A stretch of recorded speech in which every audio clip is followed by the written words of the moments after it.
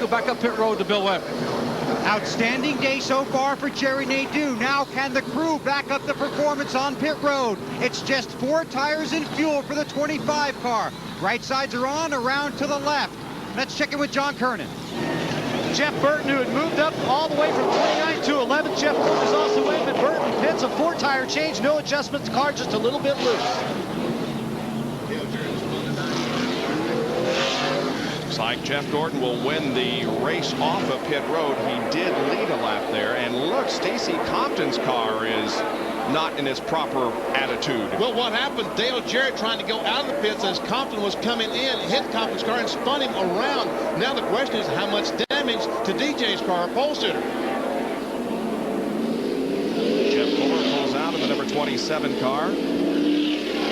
Derek Cope in the 15 and Earnhardt Jr.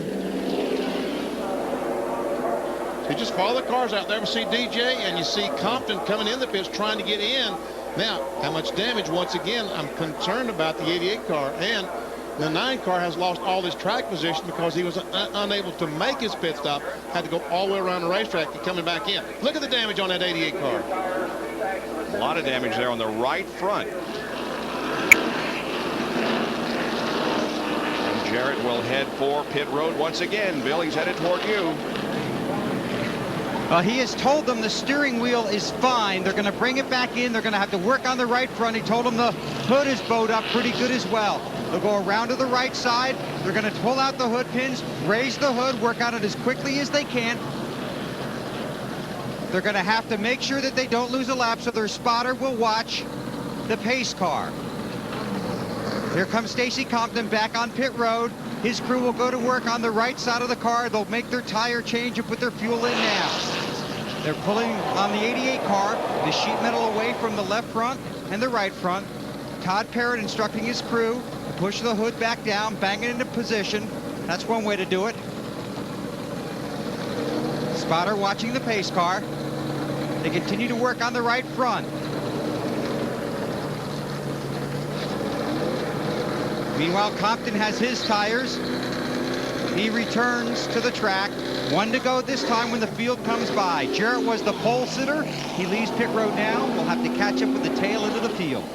Jerry? And now for the 3rd time, finally Dale Earnhardt Jr. able to get that car stopped. He made 2 runs at pit road and couldn't get to his pits, and with no brakes he couldn't afford to turn left toward the pits. He run into one of the cars leaving. They finally get the car stopped. It is not running here. They have shut it off, put it in first gear, and tried to use the clutch to be able to slow it down coming down pit road. They will go to work on the right side of the car. Apparently the rear end has been shifted over somewhat from that impact with the wall. As we had mentioned just moments before, he had complained of having the car loose, a stagger loose condition. The car was loose in the middle of the corner and loose coming off. We're going to look at the right front suspension, the right rear suspension, the trailing arms beneath the right rear of the car. A lot of work will be done here on this Budweiser Chevrolet. And what a tough break for Dale Earnhardt Jr. and not a good break either for Earnhardt Sr., right, John? Well, Jerry, Dale Earnhardt had charged his way all the way up to 24th after starting in the 35th position. They came in on that pit stop with Earnhardt complaining the car was a bit loose. So they thought, well, under caution, let's take our time, let's make the adjustment. So they put a rubber in the right front. They made a track bar adjustment and also an air pressure adjustment in the tires to try and tighten that car up. The 88's back in the pits. Let's go to Bill Weber. They continue to work on the hood. Now they're going to work on the cowl as well as the right front corner of this car.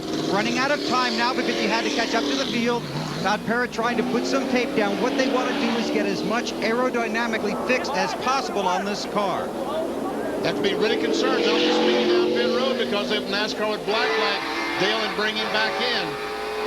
There's a 45-mile-per-hour speed limit. We see Jeff Gordon come off the corner leading the lap. Go, go, go, go. While the green flag comes out to the field, Dale Earnhardt Jr. sits on pit road. Now, Ted Musgrave led a couple of laps under the caution, but now Jeff Gordon, who won the battle out of pit road, is the leader, but maybe getting a strong challenge here. Look at the run that Mark Martin has coming off too.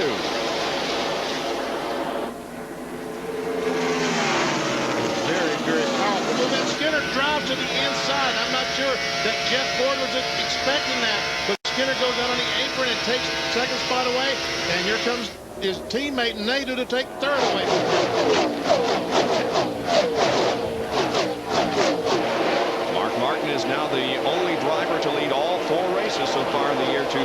and suddenly Jeff Gordon drops back to the 4th spot.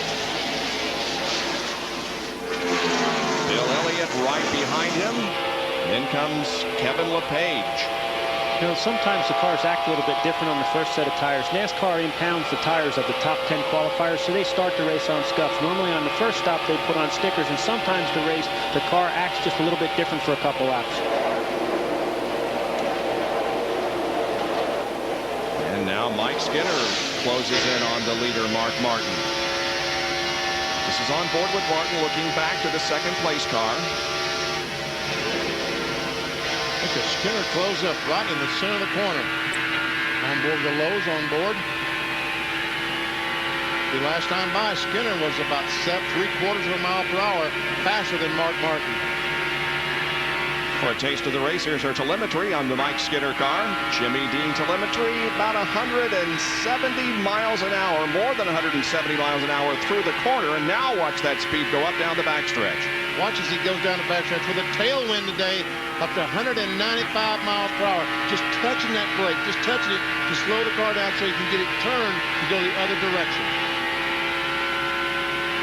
This should be the fastest part of the racetrack, and it will be, you see, 2 miles per hour faster. It would be 3 or 4 if it were not the headwind that he runs into down the front stretch. 36 laps are completed here at Atlanta Motor Speedway. Mark Martin is the leader of the race, followed by Mike Skinner. We'll be back after these messages and a word from our ABC stations.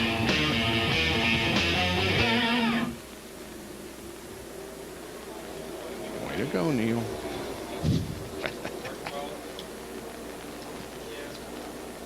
I would imagine.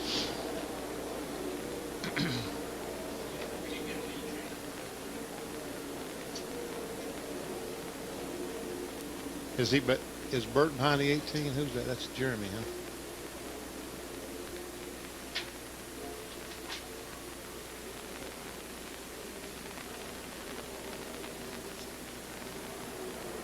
Takes a few laps for 24 car and 94 car to get going. I wonder if they got the same setups in them.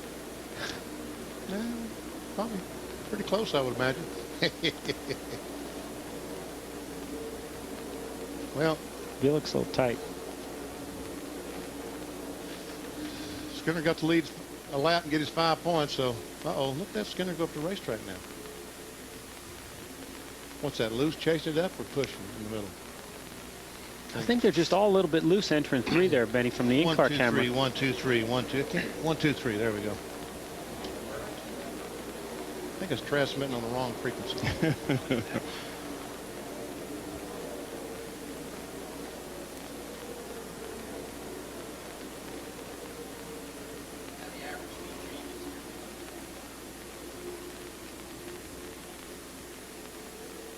I think they get loose getting into 3. A win. Yeah. Don't know. See a lot of guys having trouble getting in over there. Bobby just had to run up there.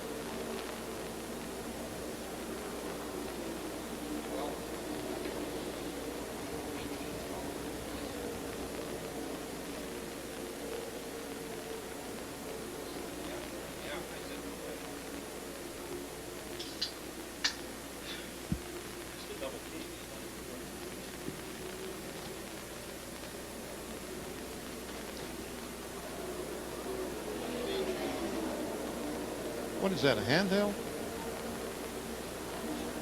Is there a camera down there?